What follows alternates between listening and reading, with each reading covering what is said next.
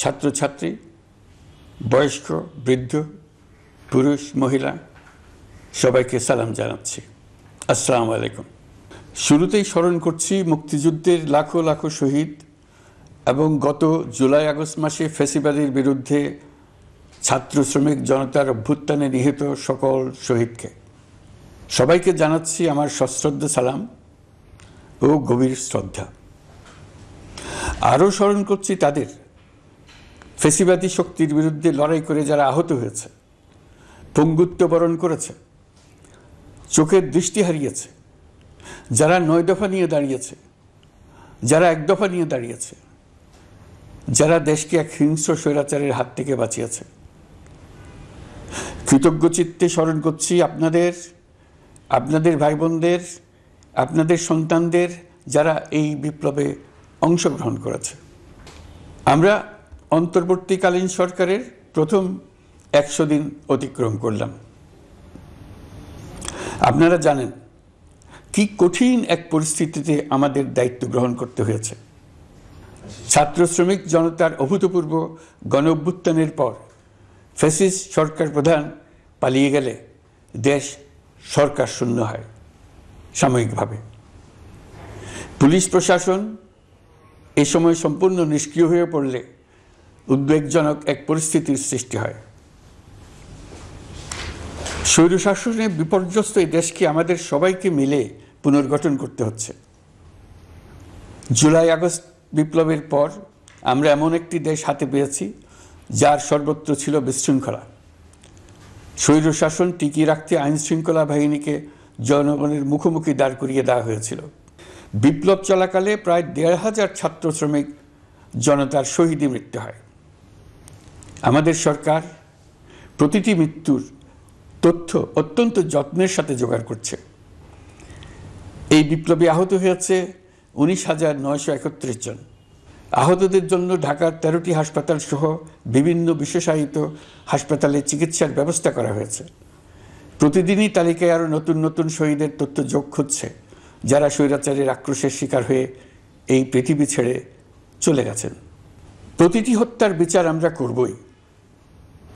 July August হত্যাকাণ্ডের বিচারের যে উদ্যোগ আমরা নিয়েছি তার কাজও বেশ ভালোভাবে এগিয়ে যাচ্ছে। পতিত স্বৈরাচার শেখ হাসিনাকেও আমরা ভারতের কাছ থেকে ফেরত চাইব। কেবল জুলাই আগস্ট হত্যাকাণ্ডই নয়, আমরা গত 15 বছরে সব অপকর্মের বিচার করব। অসংখ্য মানুষ গুম হয়েছে, খুন হয়েছে। এই সময় আমরা গুমের তদন্তে একটা কমিশন গঠন করেছি।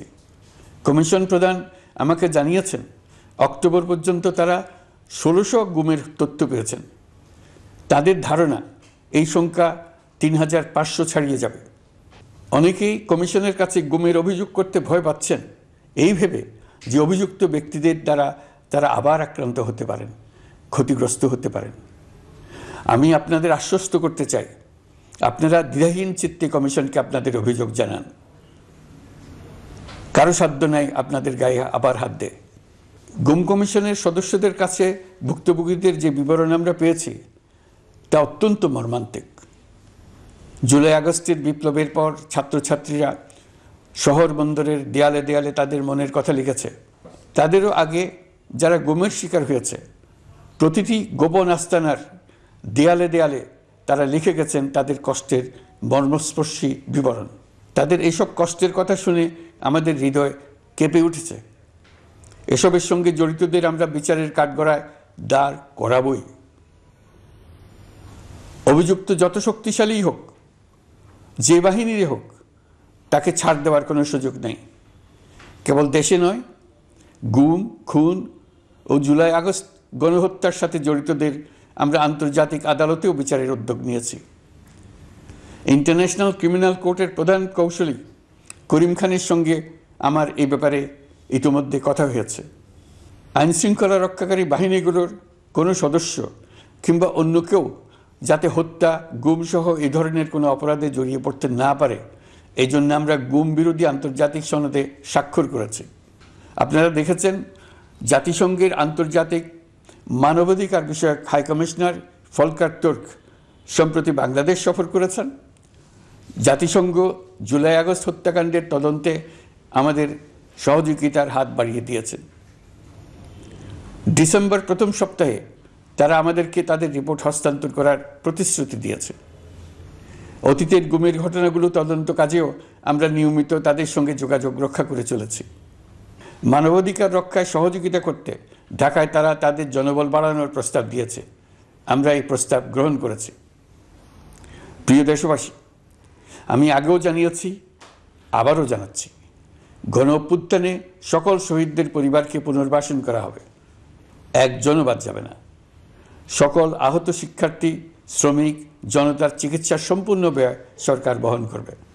আহতদের দীর্ঘমেয়াদী এবং ব্যয়বহুল চিকিৎসা এবং শহীদদের পরিবারের দেখাশোনার জন্য স্বাস্থ্য মন্ত্রণালয়ের নেতৃত্বে একটি পূর্ণাঙ্গ তালিকা প্রস্তুত করা হয়েছে। প্রতিটি শহীদ পরিবারকে সরকারের পক্ষ থেকে 30 লক্ষ টাকা দেওয়া হচ্ছে। যারা বুলেটের আঘাতে তাদের দৃষ্টিশক্তি হারিয়েছেন, তাদের চিকিৎসার জন্য নেপাল থেকে কর্নিয়া আনার ব্যবস্থা করা হয়েছে এবং যাদের প্রয়োজন তাদেরকে সরকারের পক্ষ থেকে বিদেশে চিকিৎসার জন্য পাঠানো হচ্ছে। জুলাই অভ্যুত্থানের কোনো শহীদ এবং আহত ছাত্র, শ্রমিক চিকিৎসা সেবা এবং পুনর্বাসন পরিকল্পনা থেকে বাদ যাবে না। এটি অন্তর্বর্তীকালীন সরকারের অঙ্গীকার। এই গণ অভ্যুত্থানের শহীদের স্মৃতি ধরে রাখতে গঠিত জুলাই শহীদ স্মৃতি ফাউন্ডেশন বেশ পাকাপোক্তভাবে তাদের কাজ শুরু করেছে। এই ফাউন্ডেশনকে সরকার 100 কোটি টাকা অনুদান দিয়েছে। এছাড়াও জুলাই আগস্ট বিপ্লবে শহীদ পরিবারের পুনর্বাসন ও আহতদের সর্বোত্তম চিকিৎসা নিশ্চিত করার জন্য সমাজ কল্যাণ মন্ত্রণালয়ের পক্ষ থেকে $5 মিলিয়ন একটি বরাদ্দ প্রস্তাব অর্থনৈতিক সম্পর্ক বিভাগের মাধ্যমে বিশ্ব ব্যাংকে পাঠানো হয়েছে। পতিত স্বৈরাচার পুলিশকে দলীয় কর্মীর মতো ব্যবহার করেছে। বাধ্য হয়ে তাদের অনেকেই গণহত্যায় অংশ নিয়েছেন। খুবই স্বাভাবিক প্রতিক্রিয়া হিসেবে তারা জনরোষের শিকার হয়েছেন। এতে তাদের মনোবল অনেক কমে যায়। আমরা পুলিশের মনোবল ফিরিয়ে এনে তাদের আবার আইন শৃঙ্খলা রক্ষায় কাজে লাগানোর চেষ্টা করছি। এক্ষেত্রে অনেক দৃশ্যমান উন্নতিও হয়েছে। আইন শৃঙ্খলা রক্ষায় বাংলাদেশ সেনাবাহিনীকেও কিছু নির্বাহী ক্ষমতা দেওয়া হয়েছে, যা পরিস্থিতির দৃশ্যমান উন্নতিতে সহায়তা করেছে। আমি আপনাদের সবাইকে ধন্যবাদ জানাই। কঠিন এই সময়ে আপনারা সবাই অপরিসীম ধৈর্যের পরিচয় দিয়েছেন। ধন্যবাদ জানাই দেশের রাজনৈতিক দলের নেতৃবৃন্দকে। তারা তাদের কর্মীদের শান্ত থাকার আহ্বান জানিয়েছেন। প্রতিশোধ স্পৃহায় লিপ্ত হয়ে কেউ যাতে হানাহানিতে জড়িয়ে না পড়ে সেই আহ্বান জানিয়েছেন। আপনাদের সবাই এই আহ্বানে সাড়া দিয়েছেন। ফেসিবাদী শক্তি ভয় দেখিয়েছিল তারা ক্ষমতা ছাড়লে দেশের লাখ লাখ লোক মারা পড়বে। টানা 7 দিন পুলিশ প্রশাসন সম্পূর্ণ নিষ্ক্রিয় থাকার পরও ব্যাপক আকারে সহিংসতা এড়ানো গেছে। আমরা যখন দায়িত্ব গ্রহণ করি, বাংলাদেশ তখন সম্পূর্ণ অরক্ষিত একটা দেশ। এই সময় ধর্মীয় সংখ্যালঘুদের মধ্যে অহেতুক আতঙ্ক ছড়ানোর চেষ্টা করা হয়েছে। কয়েকটি ক্ষেত্রে তারা সহিংসতারও শিকার হয়েছেন।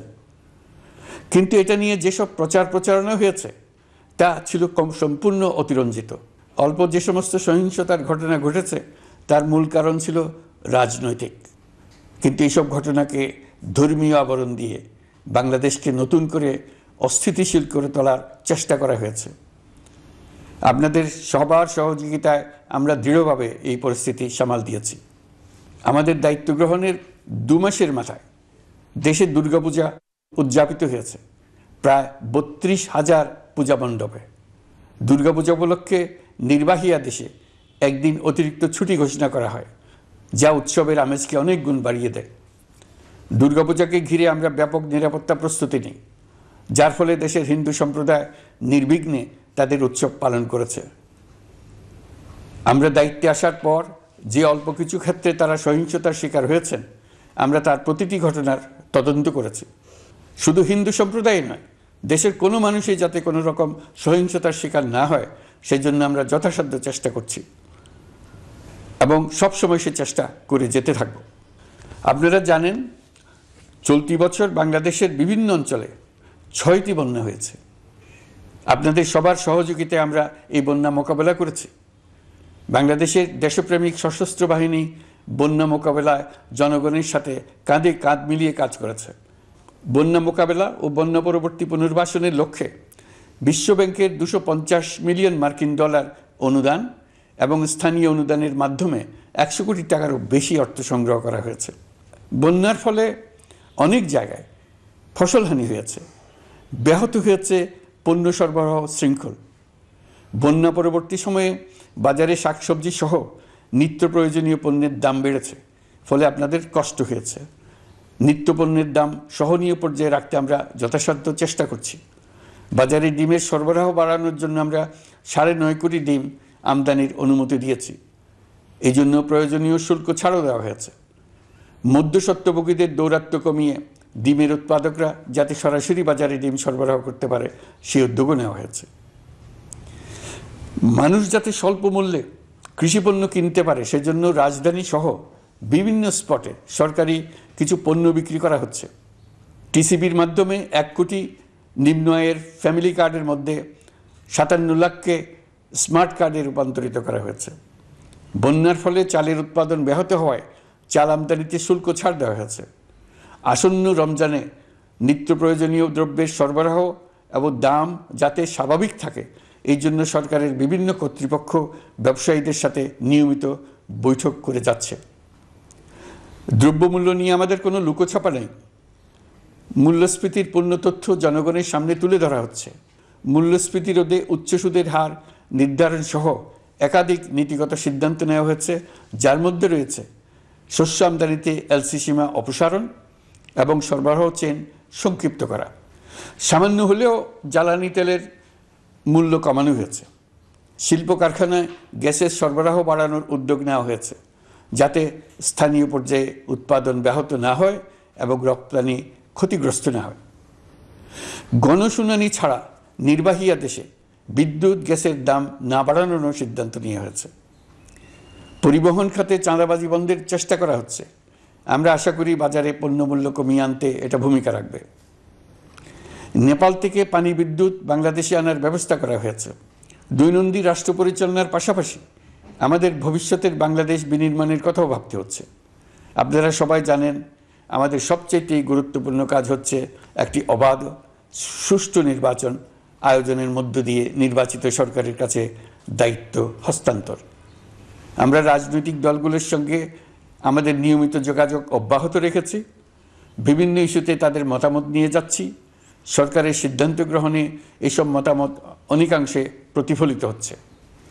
চলমান সংস্কার প্রক্রিয়ায় তাদের প্রতিটি মতামত সক্রিয়ভাবে বিবেচনায় নেওয়া হচ্ছে। আমরা আশা করছি নির্ধারিত সময়ে ডিসেম্বর-জানুয়ারির মধ্যেই সংস্কার কমিশনগুলো তাদের সুপারিশমালা সরকারের কাছে পেশ করতে পারবে। তাদের সুপারিশ নিয়ে আমরা রাজনৈতিক দলগুলোর সঙ্গে ক্রমাগতভাবে আলোচনায় বসব। সকলের ঐক্যমত্যের ভিত্তিতেই আমরা সংস্কার প্রস্তাব চূড়ান্ত করব। নির্বাচন কবে হবে এই প্রশ্ন আপনাদের সবার মনেই আছে, আমাদের মনেও সারাক্ষণ আছে। আপনারা লক্ষ্য করেছেন নির্বাচন আয়োজনের লক্ষ্যে আমরা প্রয়োজনীয় পদক্ষেপ নিতে শুরু করেছি। কয়েকদিনের মধ্যে নির্বাচন কমিশন গঠন হয়ে যাবে। তারপর থেকে নির্বাচন আয়োজন করার সমস্ত দায়িত্ব তাদের উপর বর্তাবে। নির্বাচন কমিশন ভোটার তালিকা হালনাগাদ সহ আরও কিছু কাজ শুরু করে দিতে পারবে, যা একটা অবাধ নির্বাচনের সাথে সরাসরি সম্পৃক্ত। প্রথমবারের মতো প্রবাসী বাংলাদেশিরা পোস্টাল ব্যালটের মাধ্যমে যাতে তাদের ভোটাধিকার প্রয়োগ করতে পারে সে লক্ষ্যেও সরকার কাজ করছে। তবে আমরা মনে করি না যে একটা নির্বাচন কমিশন গঠন করে দিলেই নির্বাচন আয়োজনে আমাদের দায়িত্ব শেষ। রাষ্ট্র ব্যবস্থায় সংস্কার আমাদের এই সরকারের অন্যতম অঙ্গীকার। আপনারাই আমাদেরকে এই ম্যান্ডেট দিয়েছেন। যেই 6টি সংস্কার কমিশন আমরা শুরুতে গঠন করেছিলাম তারা ইতোমধ্যে তাদের কার্যক্রম অনেক দূর এগিয়ে নিয়েছে। বিভিন্ন গণমাধ্যমে আপনারা তাদের কার্যক্রমের আপডেটও দেখছেন।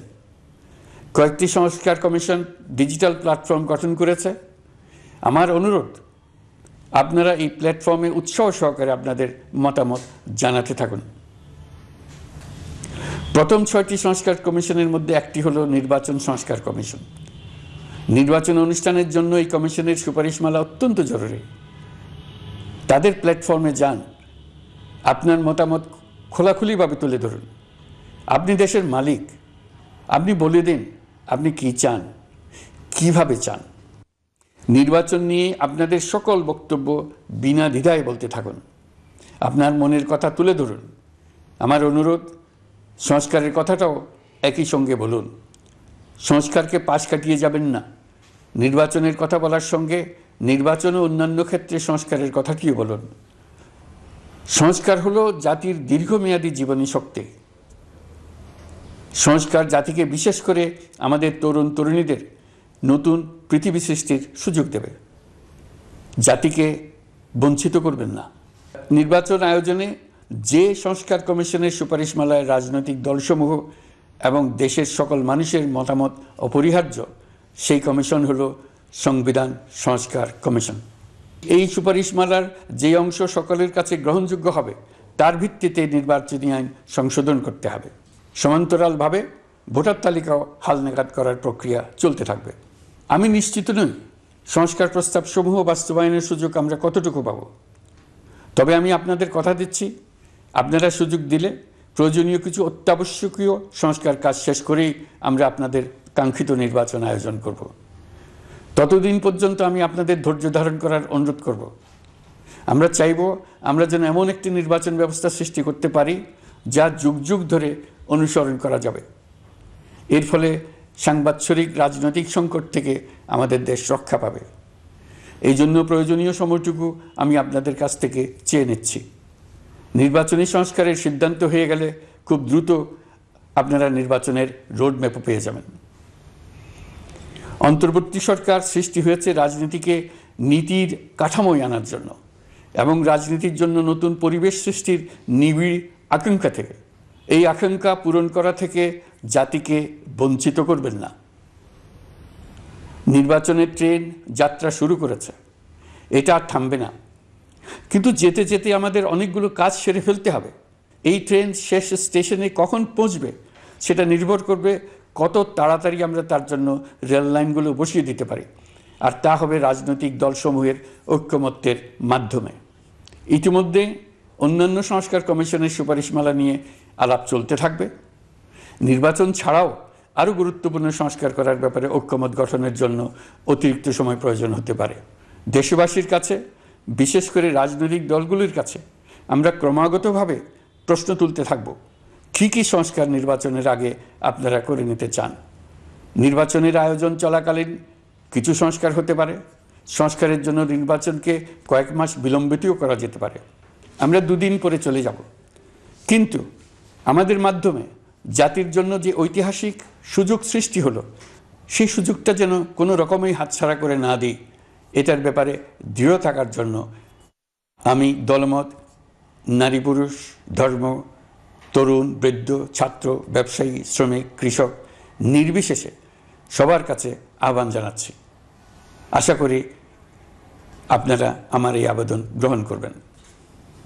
দেশে সংগঠিত অন্যান্য অপরাধের বিচার প্রক্রিয়া ত্বরান্বিত করার জন্য দেশের বিভিন্ন জেলায় সহস্রাধিক প্রসিকিউটর নিয়োগ দেওয়া হয়েছে।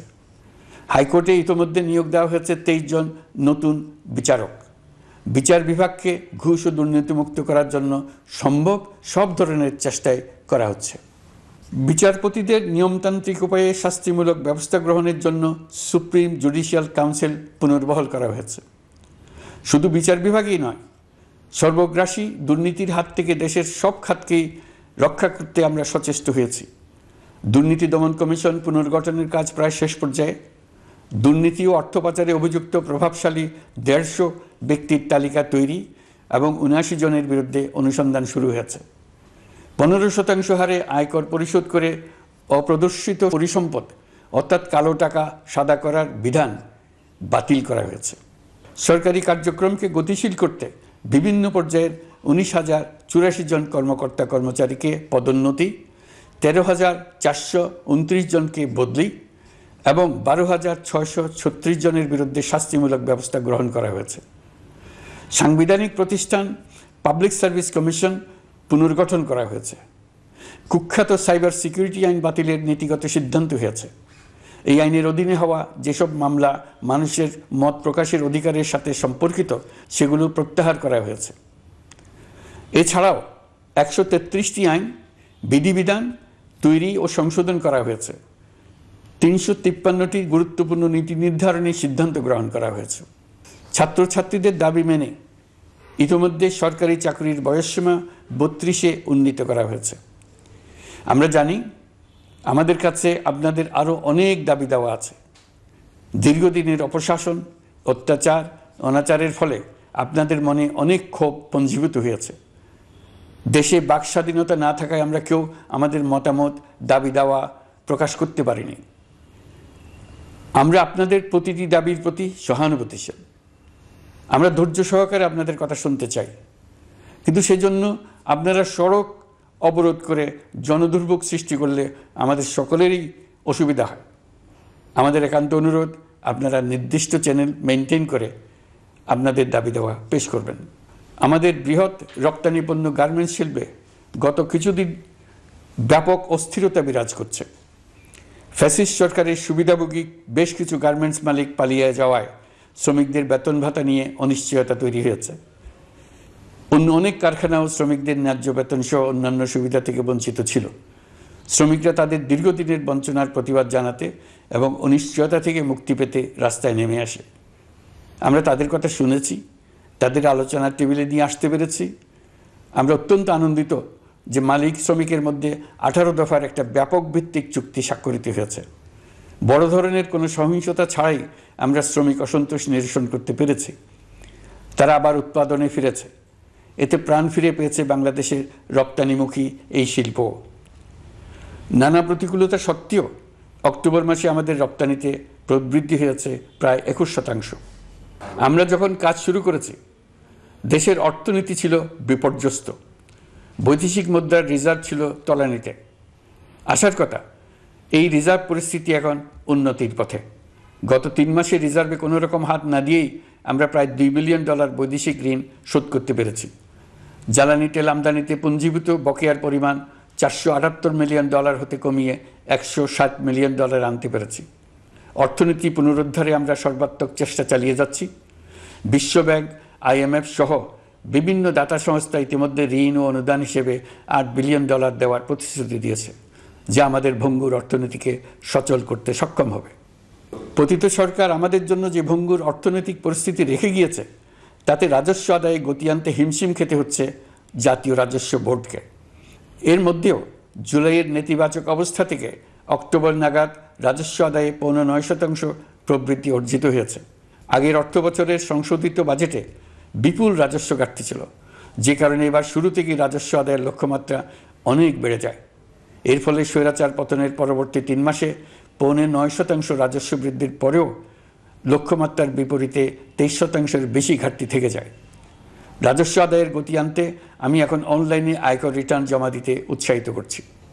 আন্তর্জাতিক সাহায্য সংস্থা, বিশ্বব্যাংক, IMF, UNDP ইত্যাদি প্রধানদের সঙ্গে আমার দীর্ঘ বৈঠক হয়েছে।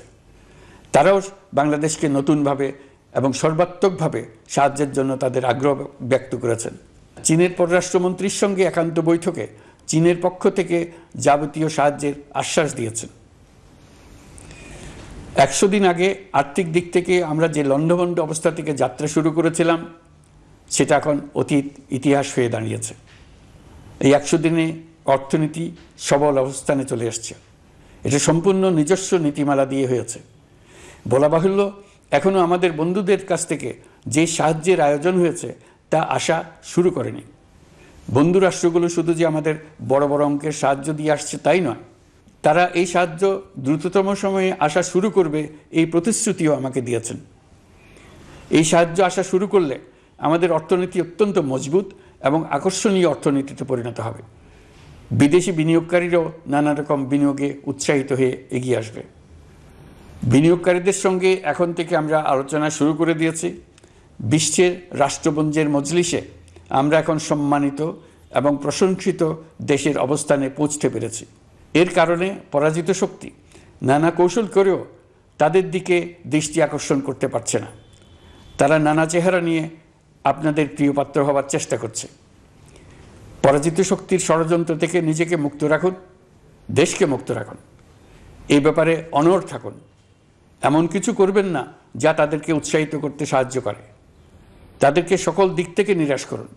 সেটা নিশ্চিত করতে পারলে আমাদের আর কোনো বিষয়ে সংশয় করার প্রয়োজন নেই। সরকারের পক্ষ থেকে আমি নিশ্চয়তা দিচ্ছি, সকল প্রকার সীমাবদ্ধতা সত্ত্বেও আমরা আপনাদেরকে একটা মজবুত অর্থনীতি দিয়ে যাব।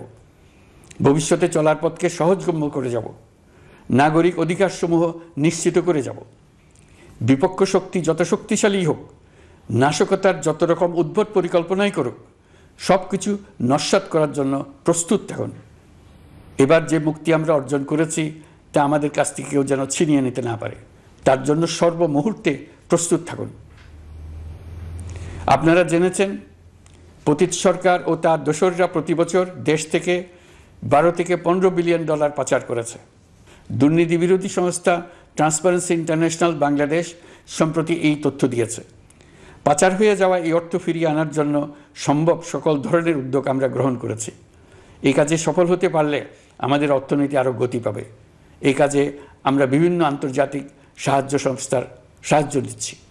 আমি ধন্যবাদ জানাতে চাই বিশ্ব নেতৃবৃন্দকেও। বাংলাদেশের এই সংকটময় সময়ে তারা প্রায় সবাই সহযোগিতার হাত বাড়িয়ে দিয়েছেন। আমি যখন সেপ্টেম্বরে জাতিসংঘের সাধারণ পরিষদের অধিবেশনে যোগ দিই, সে সময় মার্কিন যুক্তরাষ্ট্র, European union, Canada, Italy, Holland, জাতিসংঘের মহাসচিব সহ বিশ্বের অনেক দেশের সরকার প্রধানের সঙ্গে আমার বৈঠক করার সুযোগ হয়। তারা স্বতঃস্ফূর্তভাবে আমাদের প্রতি সর্বাত্মক সহযোগিতা প্রদানের অঙ্গীকার ব্যক্ত করেছেন। নেপাল, মালদ্বীপ, পাকিস্তান সহ প্রতিবেশী বেশ কয়েকটি দেশের সরকার প্রধানের সঙ্গে আমার বৈঠক হয়েছে, যেখানে আমি সার্ককে পুনর্জীবিত করার কথা বলেছি। দেশে ফিরে আসার পর এসব দেশের রাষ্ট্রদূতগণ যারা ঢাকায় আছেন স্বতঃপ্রবৃত্ত হয়ে আমার সঙ্গে দেখা করে তাদের সরকার প্রধানদের অঙ্গীকার পুনর্ব্যক্ত করে গেছেন। তারা সম্পূর্ণ নতুনভাবে আমাদের জন্য সহায়তার নতুন ছক তৈরি করার কাজ শুরু করেছেন। যেসব রাষ্ট্রদূত দিল্লিতে অফিস করেন তারা দিল্লি থেকে এসে দেখা করে গেছেন। ইউরোপিয়ান ইউনিয়নের 20 দেশের 20 জন রাষ্ট্রদূত দিল্লিতে থাকেন, 7 দেশের 7 রাষ্ট্রদূত ঢাকায় আছেন। দিল্লি থেকে একসঙ্গে 20 জন রাষ্ট্রদূত সহ মোট 27 রাষ্ট্রদূত সমবেতভাবে আমার সঙ্গে বৈঠক করার জন্য আগামী কয়েকদিনের মধ্যে ঢাকায় আসছেন। আগে কখনো ইউরোপিয়ান ইউনিয়নের 27 জন রাষ্ট্রদূত একত্র হয়ে সরকারের সঙ্গে আলোচনায় বসেনি। দিল্লি থেকে এই বিশাল সংখ্যক রাষ্ট্রদূত একসঙ্গে বৈঠক করার জন্য কোনোদিন আসেনি। এবার এই কাজটি করার পেছনে আছে ইউরোপিয়ান ইউনিয়নের সমর্থন প্রকাশ করা এবং অর্থনৈতিক ক্ষেত্রে উচ্চ পর্যায়ের সহযোগিতা গড়ে তোলা। ইতিমধ্যে আমার সঙ্গে দেখা করেছেন সৌদি আরব, সংযুক্ত আরব আমিরাত, ব্রাজিল, তুরস্ক, রাশিয়া, ফিনল্যান্ড, সিঙ্গাপুর, লিবিয়া সহ অনেক দেশের রাষ্ট্রদূত। দ্বিপাক্ষিক নানা সহযোগিতা সহ বাণিজ্য বিনিয়োগ বৃদ্ধির আশ্বাস তারা দিয়েছেন। আমরা প্রবাসী বাংলাদেশিদেরও বেসরকারি খাতে বিনিয়োগ করার জন্য আহ্বান জানাচ্ছি। বাংলাদেশের অর্থনৈতিক উন্নয়নে তরুণদের কর্মসংস্থানের মূলে রয়েছে বেসরকারি খাত। আমাদের বিনিয়োগ বোর্ডের নির্বাহী চেয়ারম্যান 2 শতাধিক বেসরকারি প্রতিষ্ঠানের প্রধান নির্বাহী, উদ্যোক্তা ও বিনিয়োগকারীর সঙ্গে পৃথক পৃথকভাবে বৈঠক করেছেন। নীতির ধারাবাহিকতার অভাব, সরকারি বেসরকারি পর্যায়ে মত বিনিময়ের অভাব, সরকারি অফিসের জটিল প্রক্রিয়া এবং সর্বোপরি দুর্নীতি বিদ্যমান বিনিয়োগকারীদের সমস্যায় ফেলেছে।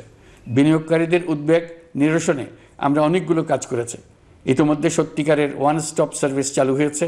বিনিয়োগ সংক্রান্ত চ্যালেঞ্জ সমাধানে আন্তঃমন্ত্রণালয় কমিটি গঠন করা হয়েছে। বেসরকারি খাতের উপদেষ্টা কাউন্সিল ও ডিজিটালাইজেশনের মাধ্যমে সরকারি অফিসে না এসে প্রয়োজনীয় কর্মসম্পাদনের পদক্ষেপ নেওয়া হয়েছে।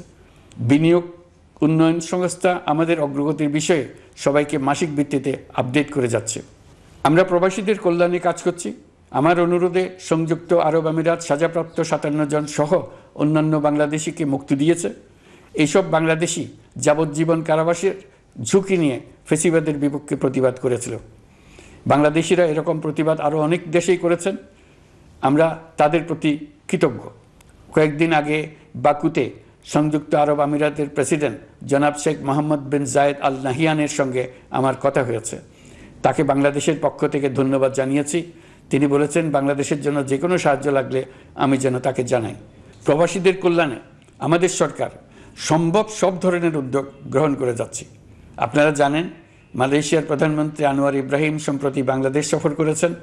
18,000 বাংলাদেশি যারা সব ধরনের আনুষ্ঠানিকতা মেনে চলার পরেও স্বৈরাচারী সরকারের অব্যবস্থাপনার জন্য মালয়েশিয়া যেতে পারেন নাই, তিনি তাদের জন্য মালয়েশিয়ার দ্বার আবার উন্মুক্ত করার আশ্বাস দিয়েছেন। এই লক্ষ্যে আমরা কাজও শুরু করেছি। আপনারা জেনে থাকবেন মালয়েশিয়া আগামী বছর দক্ষিণ পূর্ব এশিয়ার আঞ্চলিক সহযোগিতা সংস্থা আসিয়ানের চেয়ারম্যানের দায়িত্ব নিতে যাচ্ছে। আমরা ইতিমধ্যে আসিয়ানের সদস্যপদের জন্য আবেদন করেছি। মালয়েশিয়ার প্রধানমন্ত্রী আমাদের আবেদন সক্রিয়ভাবে বিবেচনার আশ্বাস দিয়েছেন। একই ধরনের আশ্বাস আমরা পেয়েছি ইন্দোনেশিয়া থেকেও। ইন্দোনেশিয়ার পক্ষ থেকে সে দেশে রাষ্ট্রীয় সফরে যাওয়ার জন্য আমাকে অনুরোধ করেছে। সৌদি আরব সহ বিশ্বের আরও অনেক দেশ আমাদের সঙ্গে সহযোগিতা বৃদ্ধির প্রস্তাব দিয়েছে। প্রথমবারের মতো ওআইসি সদর দপ্তরে আমরা স্থায়ীভাবে রাষ্ট্রদূত নিয়োগ দিয়েছি। তুরস্কের রাষ্ট্রপতি রিসেপ তাইয়েপ এরদোগানের সাথে আগে আমার টেলিফোনে আলাপ হয়েছে। এবার COP29 সম্মেলনে গিয়ে তিনিও তার স্ত্রীর সঙ্গে অত্যন্ত অন্তরঙ্গ পরিবেশে আলোচনা হয়েছে।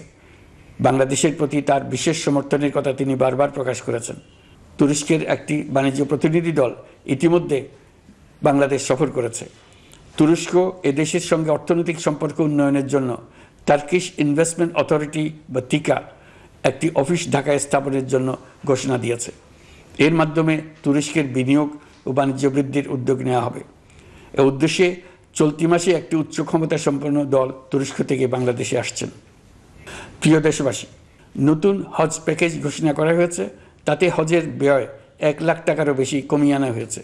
পাশাপাশি আমরা এই সিদ্ধান্ত গ্রহণ করেছি, এই বছর সরকারি খরচে কাউকে হজে পাঠানো হবে না।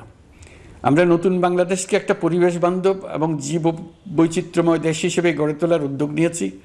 এটি তরুণদের আকাঙ্ক্ষা, আমাদের সবারই আকাঙ্ক্ষা। সেই লক্ষ্যে আমি প্রথমেই একটি ক্ষুদ্র পদক্ষেপ নিয়েছি। সমগ্র সচিবালয়ে প্লাস্টিকের পানির বোতল ব্যবহার নিষিদ্ধ করেছি। ইতিমধ্যে সুপার শপগুলোতে পলিথিনের শপিং ব্যাগ ব্যবহার বন্ধ করার উদ্যোগ নেওয়া হয়েছে। গত কয়েক দশকে যে পরিমাণ নদী দূষণ হয়েছে, আমরা তা বন্ধ করার উদ্যোগ নিয়েছি। আপনারা সবাই অবগত আছেন, জলবায়ু পরিবর্তন আমাদের জীবনযাত্রার জন্য কীরকম হুমকি হয়ে আসছে। গত 1 বছরে বাংলাদেশ প্রায় 15টি প্রাকৃতিক দুর্যোগের শিকার হয়েছে। মানুষের সৃষ্ট নানাবিধ দুর্যোগের পাশাপাশি এসব প্রাকৃতিক দুর্যোগের বিপক্ষেও আমাদের লড়তে হচ্ছে।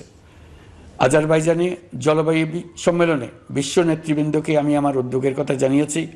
সেখানে জাতিসংঘের মহাসচিব, ইউরোপ, এশিয়া, আফ্রিকার অনেক সরকার প্রধানের সঙ্গে আমার দেখা হয়েছে। যতটুকু আলাপ আলোচনা সম্ভব হয়েছে, আমি সবার কাছে জলবায়ুর প্রতিকূল প্রভাব মোকাবেলা সহ গণতান্ত্রিক উত্তরণের পথে বাংলাদেশের অগ্রযাত্রায় সহযোগিতা চেয়েছি। তারা সবাই সহযোগিতার অঙ্গীকার করেছেন। গত 100 দিনে আমরা অনেক কল্যাণমূলক কাজ করেছি, যা এখানে স্বল্প পরিসরে বর্ণনা করা সম্ভব নয়। আমাদের সরকার স্বচ্ছতা ও জবাবদিহিতায় বিশ্বাসী। তাই আমি সরকারের সকল মন্ত্রণালয়কে নির্দেশ দিয়েছি তাদের নিজ নিজ কাজের বিস্তারিত বিবরণ নিজেদের ওয়েবসাইট ও সামাজিক যোগাযোগ মাধ্যমে প্রকাশ করার জন্য। আমি আমার দপ্তরকেও বলেছি সরকারের সব কাজের বিবরণ যাতে জনগণ জানতে পারে, এই জন্য যেন প্রয়োজনীয় পদক্ষেপ নেওয়া হয়। এই সরকারকে ব্যর্থ করার জন্য, অকার্যকর করার জন্য বিশাল অর্থে বিশ্বব্যাপী এবং দেশের প্রতিটি স্থানে, প্রতিটি প্রতিষ্ঠানে এক মহাপরিকল্পনা প্রতি মুহূর্তে কার্যকর রয়েছে। তাদের একটি বড় প্রচেষ্টা হচ্ছে আমাদের মধ্যে বিভেদ সৃষ্টি করা। পতিত সরকারের নেতৃবৃন্দ যারা এদেশ থেকে বিপুল পরিমাণ অর্থ পাচার করে নিয়ে গেছে, সেই অর্থে বলিয়ান হয়ে তারা দেশে ফিরে আসার জন্য চেষ্টা করে যাচ্ছে। তাদেরকে কিছুতেই সফল হতে দেবেন না। তারা সফল হওয়া মানে জাতির মৃত্যু, জাতি হিসেবে আমাদের অবসান। সাবধান থাকুন। তাদের সকল হীন প্রচেষ্টাকে আমাদের ঐক্যের মাধ্যমে নস্যাৎ করে দেন, যেভাবে নস্যাৎ করেছিলেন তাদের বন্দুকের গুলিকে, তাদের আয়নাঘরকে, প্রতি পায়ে তাদের অনাচারের শিকলকে। এ ব্যাপারে সবাই একমত থাকুন, ঐক্যবদ্ধ থাকুন। আপনারা সবাই ভালো থাকবেন। দেশের সকল শিশু, কিশোর কিশোরী, তরুণ তরুণী, ছাত্রছাত্রী, বয়স্ক, বৃদ্ধ, পুরুষ, মহিলা সবাইকে আমার সালাম জানাচ্ছি।